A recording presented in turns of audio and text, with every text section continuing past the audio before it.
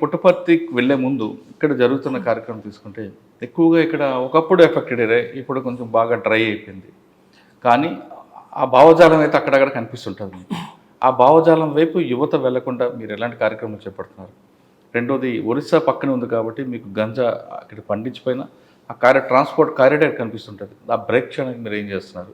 మూడో విషయం ఎక్కువగా చిన్నపిల్లలు స్కూల్లో ఉన్నప్పుడు పిల్లలు ప్రేమించి పెళ్లి చేసుకోవడం, వెళ్ళిపోవడం, తర్వాత అది పెళ్లి వరకు వెళ్ళిన తర్వాత మీరు పోక్సో చట్టం పెట్టడం, జైలుకి పంపడం, అక్కడ వాళ్ళ పేరెంట్స్ మధ్య క్లాష్ రావడం, ఆ తర్వాత పేరెంట్స్ మీద వెళ్ళిన తర్వాత ఇటీవల ఒక అబ్బాయి సూసైడ్ కూడా చేసుకున్నాడు. అటువంటి రిపీట్ కాకుండా ప్రజల్లోకి అవగాహన కల్పించడానికి ఏం చేస్తున్నారు? ఈ మూడు కార్యక్రమం విషయం చెప్పే ముందు మాధవ్ రెడ్డి గారు బై ఛాన్సా బై చాయిసా యూనిఫామ్ వేసుకోవడం? యూనిఫామ్ బై ఛాన్స్ అనే చెప్పాలండి. అంటే 2007 నోటిఫికేషన్ అండ్ 2009లో గ్రూప్ 1. సో గ్రూప్ 1లో I got DSP by chance, but I feel very happy that I got into police department. So నా నేపథ్యం అండి, నాది నేటివ్ వచ్చి కడప జిల్లా. మై ఫాదర్ ఆయన బ్యాంక్ మేనేజర్గా రిటైర్డ్ అయ్యారు, ఎస్వి రమణారెడ్డి. తల్లి Vijayalakshmi garu, she is a housewife. So I have a wife Uday Sanja and ఇద్దరు పిల్లలు, పాప హిరణ్య అండ్ బాబు అద్వైత్. ఓకే సార్, మీ బాల్యం అంతా కడపలో జరిగిందా?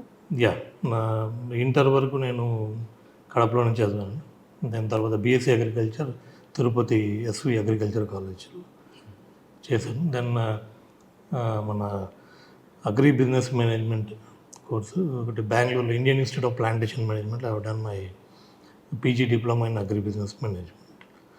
దెన్ తర్వాత సివిల్స్ ప్రిపరేషన్కి అనేసి హైదరాబాద్ రావడం జరిగింది. దాంట్లో భాగంగా వేరియస్ ఎగ్జామ్స్ అందు ప్రిపేర్ అవుతూ దెన్ ఫారెస్ట్ రేంజ్ ఆఫీసర్గా నేను సెలెక్ట్ అయ్యి ఒక 4 years I was in forest department. ఇక్కడ సో నేను నిజామాబాద్ కామారెడ్డి సబ్ డివిజన్లో ఇందల్వాయి రేంజ్ ఆఫీసర్గా 2 years చేశాను. సో 2 years ట్రైన్ 2006 నుంచి 2010 వరకు. ఓకే సార్, అక్కడ మీకు బాగా ఎక్స్పీరియన్స్ చెప్పండి. మీరు ఇంద్రవాయిలు చేశారు, ఇంద్రవాయిలు తర్వాత గాంధారి, ఈ ఫారెస్ట్ అంతా మీకు కొట్టిన పిండ. అక్కడ మీకు మెమరబుల్ చెప్పండి సార్. అంటే మీరు 2010లో చేశారా? కాదండి, అంటే 2006 batch forest range officer, but training అంతా అయిపోయి 2007 నుంచి 2010 వరకు. సార్ మూమెంట్ అప్పుడు ఉండేదా? మూమెంట్ ఆల్మోస్ట్ తగ్గింది. So that is also actually బాగా ఒకప్పుడు affected area. Even my range office ఏదైతే ఉందో ఇందల్వాయిలో, దట్ అది 2 సార్లు అప్పుడు మావోయిస్టులు పెంచడం జరిగింది. దాన్ని డైలాబిటేటెడ్ బిల్డింగ్లో నేను నా ఆఫీస్ నిర్వహించడం జరిగింది. But forest job is a nice experience. So అంటే వృత్తిపరంగా both have seen policing and development of plantation, ఒక వైల్డ్ లైఫ్ కన్జర్వేషన్, దాని తర్వాత enforcement of wild life act కానీ, అండ్ ఫారెస్ట్ రిజర్వ్ ఫారెస్ట్ అన్నీ కూడా ఈ బౌండరీస్ అన్ని సర్వే చేయించి దాదాపు ఒక 5 రిజర్వ్ ఫారెస్ట్ నేను అప్పట్లో సర్వే చేయించి రీస్టోర్ చేయడం జరిగింది. బికాజ్ ఫారెస్ట్ బౌండరీస్ అనేటివి మన రెవెన్యూ బౌండరీస్ మాదిరి హద్దులు క్లియర్గా ఉండవు. ఎప్పుడో బ్రిటిష్ కాలంలో ఉన్న డాక్యుమెంట్స్ ఆధారంగా సర్వే చేయించి that was restore. So that is one happy thing. And సాధారణంగా నక్సల్ ప్రభావం పెరగడానికి ప్రధాన కారణం ఫారెస్ట్ అధికారులే అంటే ఒకట వార్త ఉంది. గిరిజనులందరూ కూడా ఫారెస్ట్లోకి వెళ్తారు, వాళ్ళని అడ్డుకోవడం వల్ల ఇవన్నీ జరుగుతున్నాయని ఉంది. వాస్తవం అంటారు? సో అది మేబీ అప్పుడు ఉన్న పరిస్థితుల్లో ఫారెస్ట్ ఇది కంప్లీట్గా కారణం అని నేను చెప్పను. బికాజ్ ఒకసారి మనం చూస్తే మనకి నక్సలిజం ఏ విధంగా వచ్చింది అనేది ఒకసారి బ్రాడ్గా ఆలోచన. As far as my knowledge is concern, landlords atrocities కానీ, భూస్వామ్యవాదం, అపార్ట్ ఫ్రమ్ ఫారెస్ట్ ఇష్యూసే కాకుండా ఈ పూర్ పీపుల్ మీద ఎక్స్ప్లాయిటేషన్స్, ఇవన్నీ ఒక పాజిటివ్ థింగ్స్గా తీసుకొని నక్సలిజం అనేది డెవలప్ కావడం జరిగిందని నేను అనుకుంటున్నాను.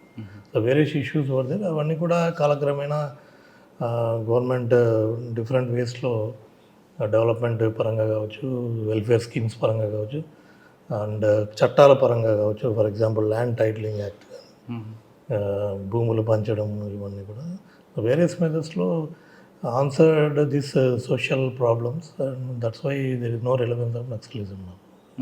సార్ మరి ఫారెస్ట్ నుంచి వాళ్ళ మీరు కాకి మార్చారు, రెండు కాకినే అండి. రెండు కాకే, కానీ అది వేరే ఇది వేరు కదా, అందులో లాఠీ ఉంటుంది, ఇందులో లాఠీ ఉంటుంది.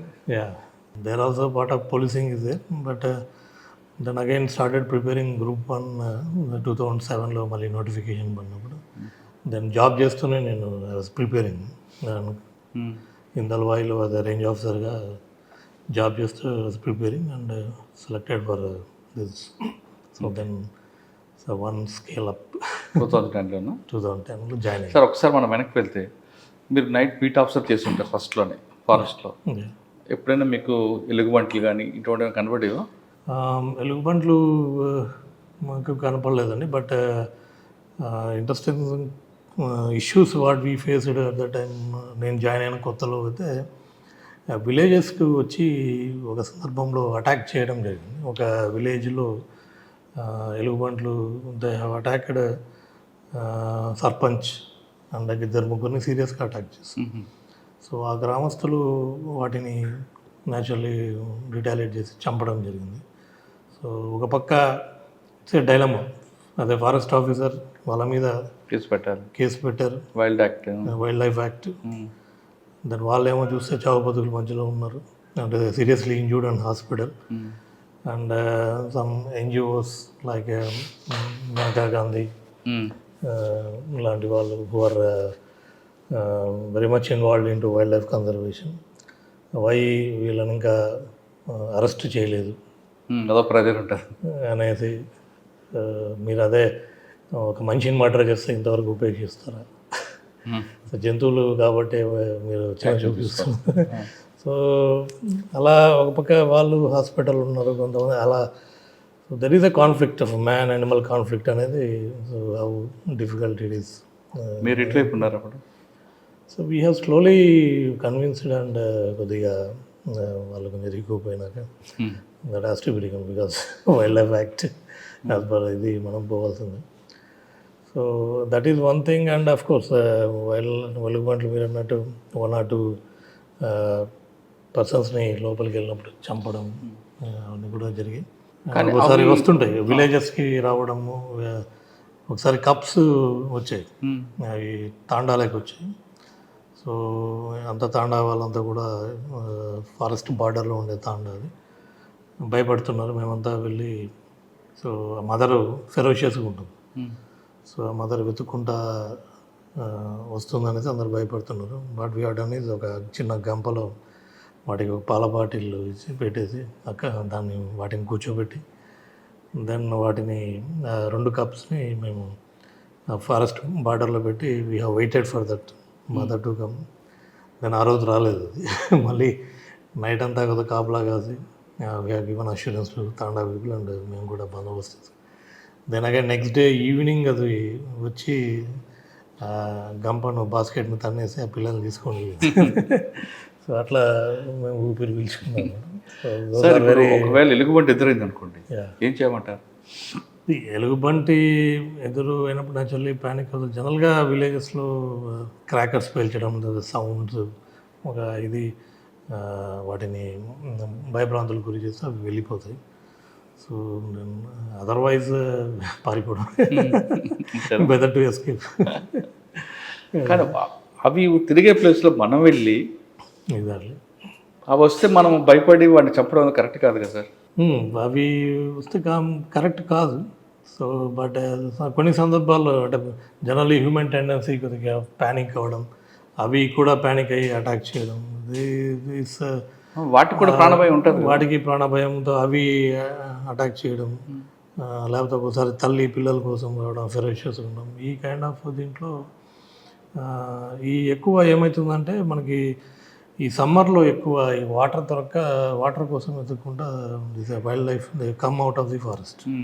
సో దానికోసమని one of the satisfying job what we have done is సమ్మర్లో సాసర్ పిట్స్ అని అప్పట్లో డిపార్ట్మెంట్ స్కీమ్లో వాటర్ ఇంపార్టెంట్ ప్లేసెస్ ఐడెంటిఫై చేసి ఒక సాసర్ పిట్స్ కట్టించేది 3 months used to pour water and maintain చేసేవాళ్ళు. సో దట్ వైల్డ్ లైఫ్ అక్కడే ఉండేది.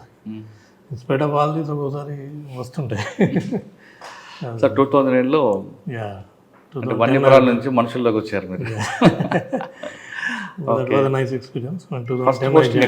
ఫస్ట్ పోస్టింగ్ నాది షాద్నగర్, అప్పుడు ఉమ్మడి మహబూబ్ నగర్ జిల్లా, షాద్నగర్ సబ్ డివిజన్. ఎవరండి ఎస్పీ ఫస్ట్ మీకు? సో ఫస్ట్ వచ్చి లక్ష్మీరెడ్డి గారు ఉండేవారు.